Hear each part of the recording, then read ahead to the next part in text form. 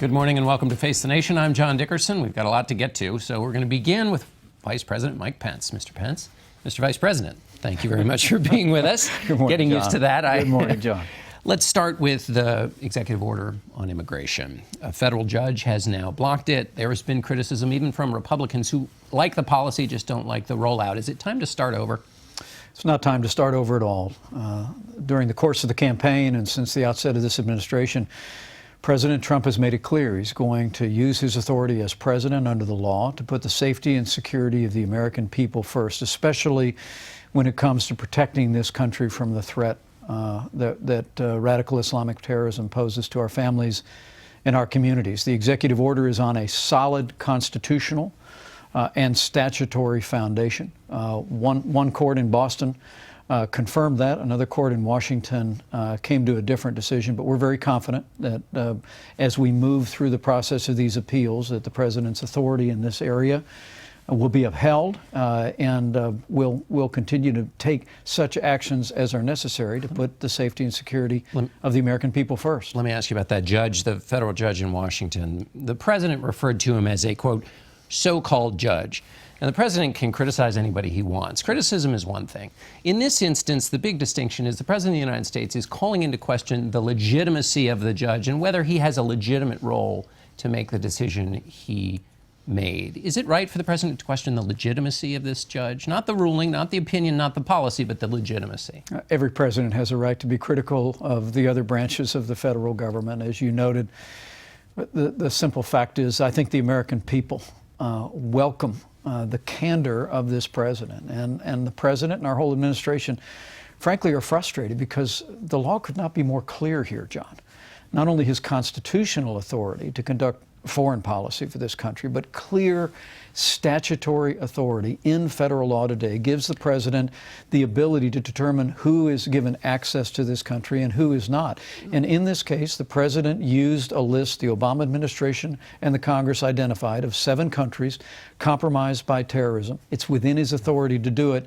And it's just frustrating to see a federal judge in Washington state conducting American foreign policy or making decisions about our national security. But I want to go back to this word legitimacy, because that's different than just having a difference of opinion. And the reason I bring this up is this president has been very sensitive to anyone who would question his legitimacy. Last time you were here, you and I talked about Congressman John Lewis questioning the president's legitimacy, and you said really it was out of line for John Lewis, somebody of his stature, to question the legitimacy of the president. So why is it in line for a president to question the legitimacy of a judge and what a judge is doing? John, I don't think he was questioning the legitimacy of the judge. Well, when he calls him a so-called judge, how do you interpret that? As soon as that order came out, the Department of Homeland Security fully complied with it. We went to the courts to seek a stay. We're going to, the first of this week, go to the Court of Appeals to not only get the stay, but to win on the merits. And we're confident that we will win in the interest of the security of the American people. This was more, I know, John, but this was more about the president simply expressing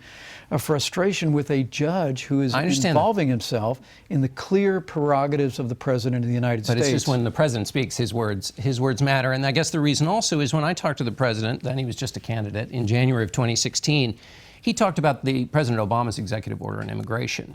And he said this to me, quote, "The courts actually took the step and did something that was very surprising, and they did the right thing," which is to say the courts stepped in and stopped President Obama's executive order on immigration. So if it was good when they stopped President Obama, how can it not be legitimate for them to step in and pause in this instance?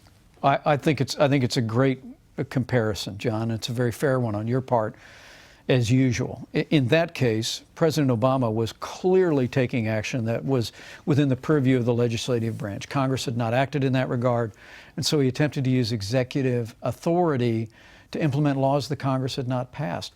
The president's executive order that the judge in Washington State issued an order upending is fully consistent with statutory law that's been passed by the Congress of the United States of America. So the comparison here, I think, is dramatic. It's consistent. And that's why we're very confident in the interest of the national security and the safety of the American people, we're going to prevail in court. That you'll win in court. Let me ask you about Congress. I've talked to a lot of Republicans this week, again, who are on your side on the policy. But they and people I talked to in the administration, in addition to American allies, there's been a lot of criticism of this executive order and the way it was carried out. Any of those criticisms valid?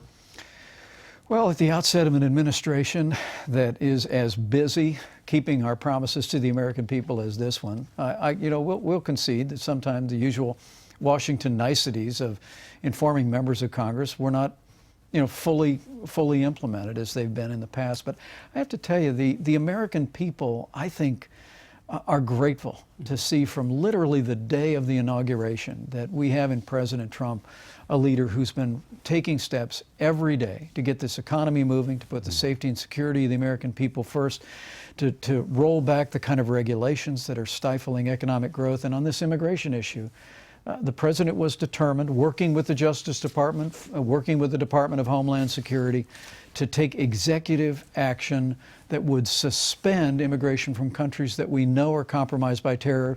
It was the right thing to do. The American people welcome it. And I truly do believe as we go forward, we'll see the legal foundation of that affirmed by our highest courts. Would Congressman Mike Pence have thought these were niceties? Let me move on to Russia. I'd like to play a clip for you of an interview that the president did with Fox's Bill O'Reilly that'll appear during the Super Bowl and get your reaction to it. Do you respect Putin? I do respect him. Do you? Why?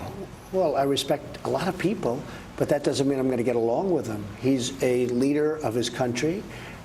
I say it's better to get along with Russia than not. And if Russia helps us in the fight against ISIS, which is a major fight, and Islamic terrorism all over the world, right, major fight, that's a good thing. Will I get along with him? I have no idea. It's very possible killer, I though. won't. Putin's a killer.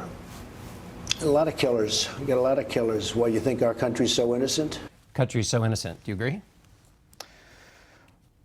This is an enormously important moment in the life of our nation on the world stage, because we now have a president who is re-engaging a world from which America has been stepping back over the last 8 years. I mean, I've been talking to my counterparts in other countries. I'll be traveling to the Munich Security Council in just a couple of weeks.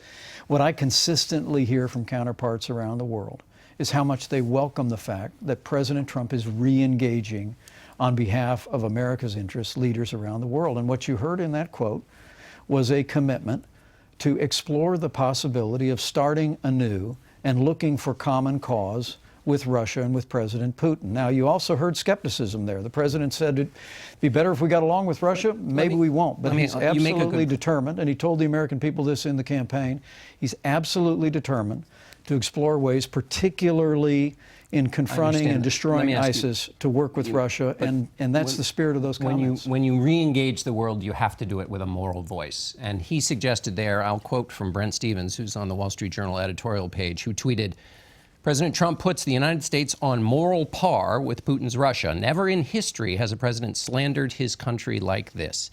A president speaks with a moral voice when he's re-engaging the country. He suggested that America was on the equivalent par with somebody who was a killer.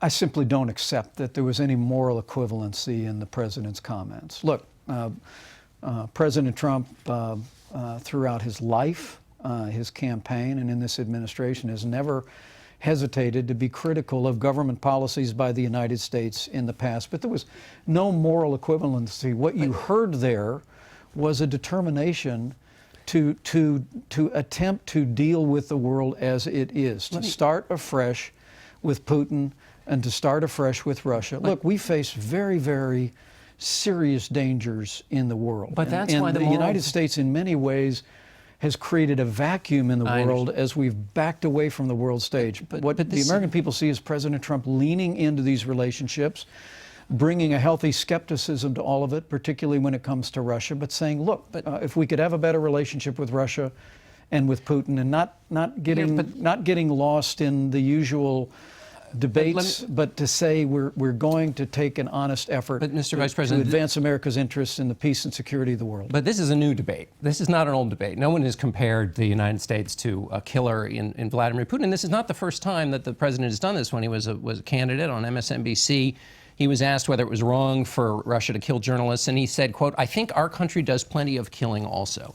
When President Barack Obama was in office, he was criticized consistently by conservatives for not praising American exceptionalism.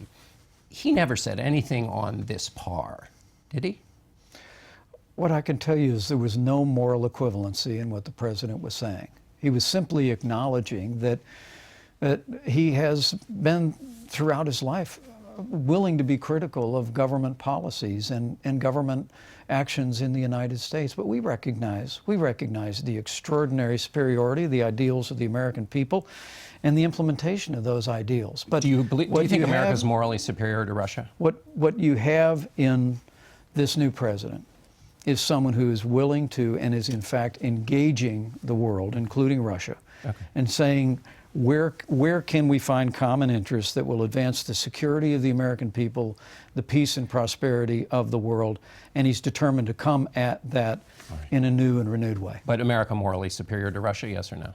I believe that the ideals that America has stood for throughout our history represent the highest ideals of humankind. Yes? I was actually at Independence Hall yesterday, and I stood in the very room where the Constitution of the United States was crafted, the very building where the Declaration of Independence was held forth.